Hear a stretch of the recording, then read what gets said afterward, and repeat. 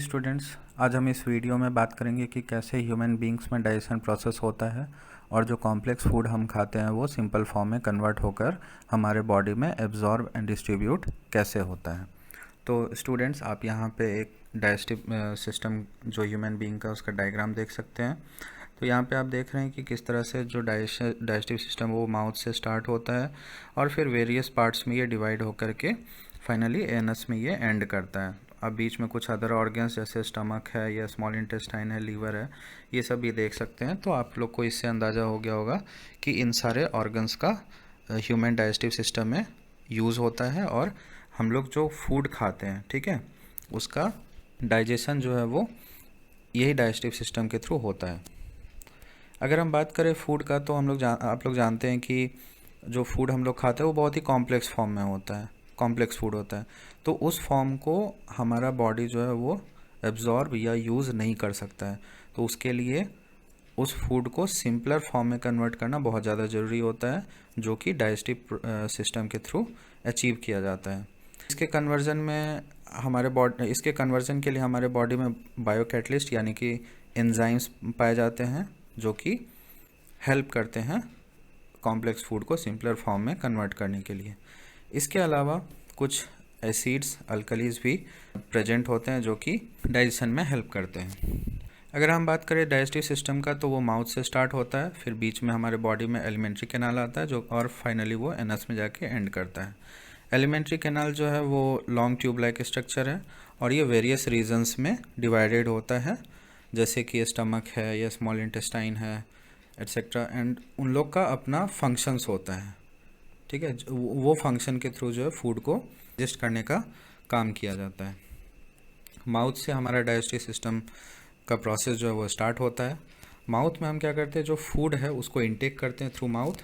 तो जो फूड हम खाते हैं वो डिफरेंट शेप्स का होता है, डिफरेंट टेक्सचर का होता है। तो फर्स्ट थिंग इज़ कि उन सारे डिफरेंट शेप वाले फूड को, जैसे कि मान लीजिए रोटी खा रहे हैं या चावल खा रहे हैं, तो इनको पहले यूनिफॉर्म शेप में कन्वर्ट किया जाता है। तो ये किया जाता है किसके थ्रू? टीथ के थ्रू। जब हम चबाते हैं खाने को, तो वो एक्चुअली क्या कर रहे हैं हम, पहला वर्क तो यही हुआ कि जो डिफरेंट शेप्स टेक्सचर का फूड है उसको यूनिफॉर्म शेप में कन्वर्ट किए। देन जो सलाइवा है हमारे माउथ में, माउथ रीजन में सैलिवरी ग्लैंड्स पाए जाते हैं जो कि सलाइवा सिक्रीट करते हैं। तो इनका काम क्या है, वो टंग के थ्रू वो सलाइवा जो है वो फूड के साथ मिक्स होता है ताकि वो अच्छे से भींग जाए। उससे क्या होगा, जो फूड हम लोग जब घोंटेंगे तो वो बॉडी के में जो है वो स्मूथली चला जाए। इसके अलावा सलाइवा जो है उसमें जो एंजाइम है सैलिवरी एमाइलेज, वो भी पाया जाता है। इसका काम है जो फूड में स्टार्च पाया जाता है उसको माल्टोज में कन्वर्ट करता है, सैलिवरी एमाइलेज। तो अगर आपसे क्वेश्चन पूछा जाए कि डाइजेशन कहाँ से स्टार्ट होता है, तो माउथ से ही एक्चुअली डाइजेशन स्टार्ट हो जाता है, जहाँ स्टार्च जो है वो माल्टोज में कन्वर्ट होता है। जब हम फूड को घोंटते हैं, इनटेक करते हैं, तो फूड क्या है, डाउनवर्ड मूवमेंट होता है उसका। तो इस डाउनवर्ड मूवमेंट को हम पेरिस्टाल्टिक मूवमेंट भी बोलते हैं। और ये जो है ये कैसे होता है, तो हम जो फूड पाइप होता है या उसको हम ईसोफेगस भी बोलते हैं, तो उसमें रिदमिक कॉन्ट्रैक्शन यानी कि वो लगातार कॉन्ट्रैक्ट करते रहता है, जिस कारण से वो फूड जो है डाउनवर्ड मूवमेंट कर पाता है। अच्छा स्टूडेंट्स, कभी कभी क्या होता है कि फूड जो है वो ऊपर भी आ जाता है, अपवर्ड मूवमेंट हो जाता है, तो उसको हम रिवर्स पेरिस्टाल्टिक मूवमेंट या हम लोग कॉमन टर्म में उसको वॉमिटिंग कहते हैं। देन फूड जब प्रोसेस डाउन होता है, डाउनवर्ड मूवमेंट शो करता है, तो फाइनली फिर वो आफ्टर ईसोफेगस वो स्टमक में एंटर करता है। स्टमक में जो है डाइजेशन जो है फर्दर प्रोसेस्ड होता है और स्टमक में गैस्ट्रिक ग्लैंड्स पाए जाते हैं। जो स्टमक का इनर वॉल होता है उसमें गैस्ट्रिक ग्लैंड्स पाए जाते हैं। इसका काम क्या है, इसमें सबसे पहले जो पेप्सिन होता है वो प्रोटीन डाइजेशन में हेल्प करता है। देन HCl, आप लोग जानते हैं हाइड्रोक्लोरिक एसिड। तो ये क्या करता है, इसका दो फंक्शन है। सबसे पहला फंक्शन कि ये उस स्टमक के इन्वायरमेंट को एसिडिक बनाता है ताकि जो पेप्सिन सिक्रीट हुआ है वो वर्क कर सके। कहने का मतलब पेप्सिन जो है वो एसिडिक मीडियम में प्रोटीन को डाइजेस्ट कर सकता है। And the second function is कि जैसे हम जो फूड खाते हैं बाहर से, वो बाहर आउटर इन्वायरमेंट के कांटेक्ट में जब रहता है तो फूड पे बहुत सारे डस्ट पार्टिकल, जर्म्स, बैक्टीरिया वगैरह चिपक जाते हैं। तो जब हम खाना खाते हैं, जब वो स्टमक में जाता है, तो HCl के कारण से वो जर्म्स या बैक्टीरिया जो है वो किल किया जाता है। And the last one is mucus. जो म्यूकस सिक्रीट होता है, ये क्या करता है कि जो एसिड है उसके इंटेंसिटी को न्यूट्रलाइज करने का काम करता है, क्योंकि अगर ज़्यादा समय तक हमारा पेट एसिडिक रहेगा तो स्टमक का वॉल जो है वो भी डिग्रेड या डैमेज होने लगेगा।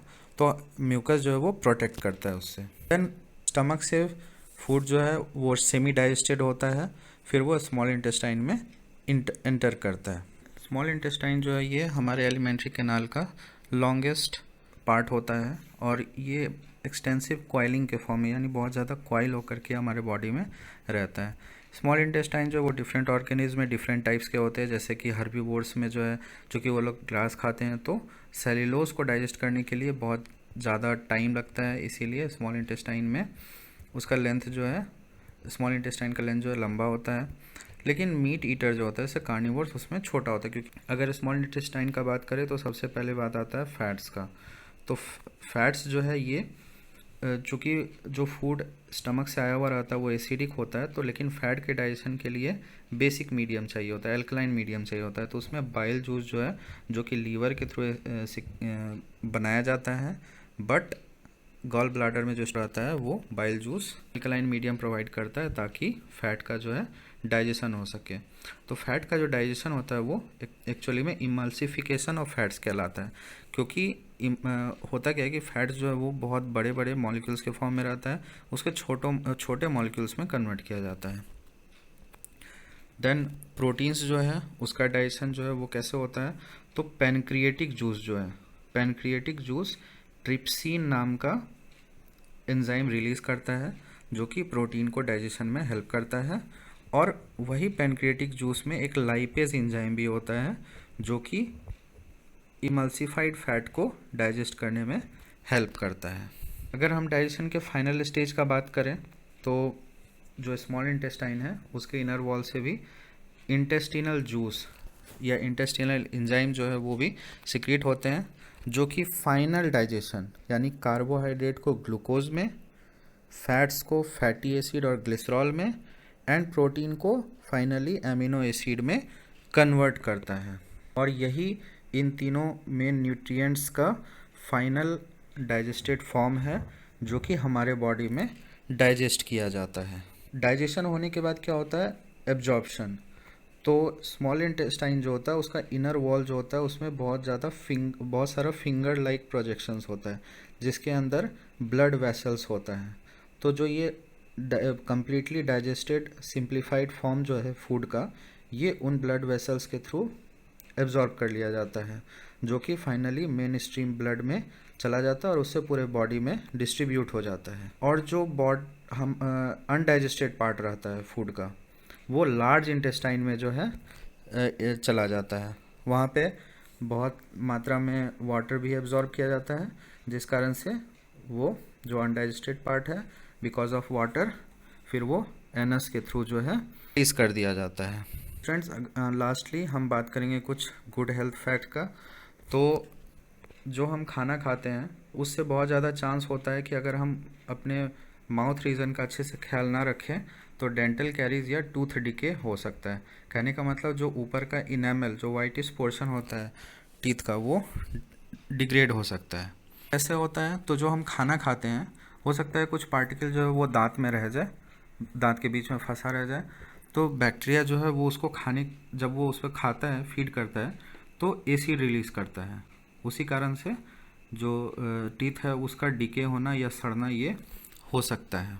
अगर बैक्टीरियल सेल का मास या फूड पार्टिकल ये सब अगर दांत में रह जाएगा तो उससे प्लेग होने का भी चांस रहता है, जिस कारण से जो गम्स है, मसूड़े हैं, वो इन्फ्लेमेट कर सकते हैं, उसे बैड स्मेल वगैरह ये सब प्रॉब्लम क्रिएट होता है।